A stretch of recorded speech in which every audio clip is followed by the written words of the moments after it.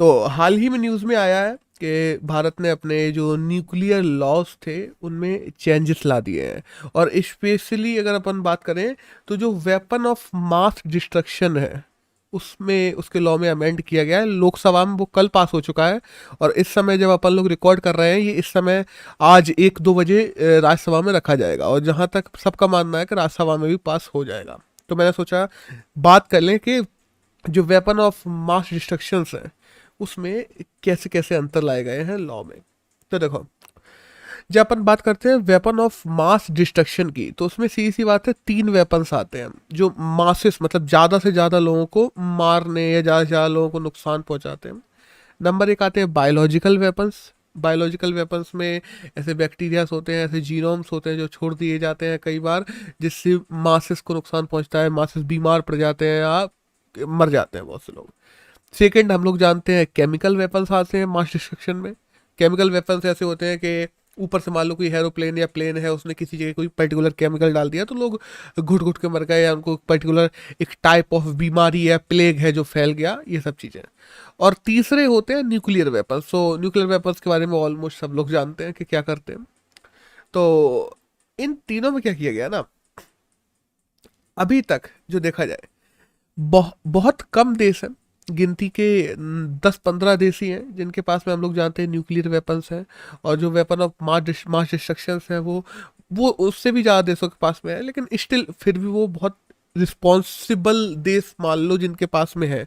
उनको रिस्पॉन्सिबल किस लिए कहा जाता है, क्योंकि उन्होंने FATF ज्वाइन कर रखा है। देखो सीधी सी बात है, ऐसे देश जिनके पास में कोई रिस्पॉन्सिबिलिटी नहीं है उनके हाथ में वेपन ऑफ मास डिस्ट्रक्शन लगना नहीं चाहिए, क्योंकि सीधी सी बात है फिर उसका वो गलत यूज कर सकते हैं, वॉर में यूज कर सकते हैं, जिससे लाखों करोड़ों लोगों की मृत्यु हो सकती है। और FATF बनाया ही, जो फाइनेंशियल एक्शन टास्क फोर्स है, वो बनाया ही गया था पहले स्टार्टिंग में किस लिए, कि वो जो मास डिस्ट्रक्शन के वेपन्स हैं इन लोगों को जो लोग बनाते हैं उन पे नजर रखे कि वो किसी और को ना दे दे।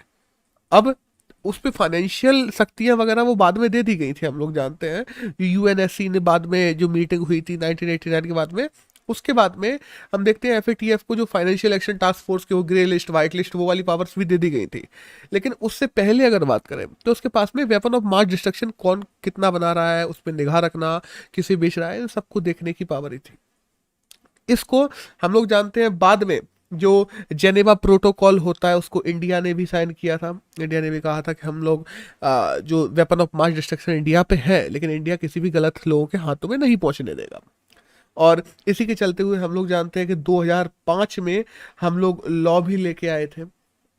और सीधी सी बात है, कोई भी अभी तक, लेकिन इंडिया में क्या था ना कि कोई भी कंपनी हो गई या कोई भी इंस्टीट्यूशन हो गया या इवन तो सरकारी कंपनियां हो गई, वो लोग ही क्या करती थी, वेपन ऑफ मास डिस्ट्रक्शन का प्रोडक्शन करती है और सरकार उन पर नजर रखती है। लेकिन क्या ना, अभी हम लोग देखते हैं बहुत सारे इंस्टेंस हाल ही में रिसेंटली निकल के आए हैं कि ब्लैक मार्केट में भी न्यूक्लियर वेपन्स पाए गए हैं। ऐसे लोग जिनके पास में न्यूक्लियर वेपन्स होने नहीं चाहिए, जब उन्हें पकड़ा गया तो उनके पास में न्यूक्लियर वेपन्स, बहुत सौ के पास में न्यूक्लियर मिसाइल्स, चाहे बड़ी भले ही छोटे मात्रा में लेकिन पाई गई है। तो इसी के चलते हुए इंडिया ने अब ये भी बदलाव करने की फैसला किया है कि इस पूरे एक्ट का नाम बस बेसिकली कहा जाए तो इसका नाम है weapon of mass destruction and their delivery system prohibition and of unlawful act 2005। इसमें ही अमेंडमेंट लेके आया जा रहा है, जिसके तहत अब इसमें एक इंडिविजुअल पर्सन को भी जोड़ दिया गया है। जैसे मान लो कोई एक अमीर बंदा है, तो हो सकता है वो गलत रास्ते में चला जाए या कुछ भी हो जाए, वो मास डिस्ट्रक्शन के जो वेपन है उनको फंडिंग करने लगे, उनको बनवाने लगे। तो अगर कोई भी ऐसा बंदा जो मास डिस्ट्रक्शन के वेपन की फंडिंग करता है, या तो खुद बनाता है या किसी और से बनवाता है, तो उससे कोई भी दूसरा बी बंदा है, वो कभी भी उससे किसी भी प्रकार का धंधा व्यापार ट्रेड कुछ नहीं कर पाएगा। ये इस बार के अमेंडमेंट में कह दिया गया है।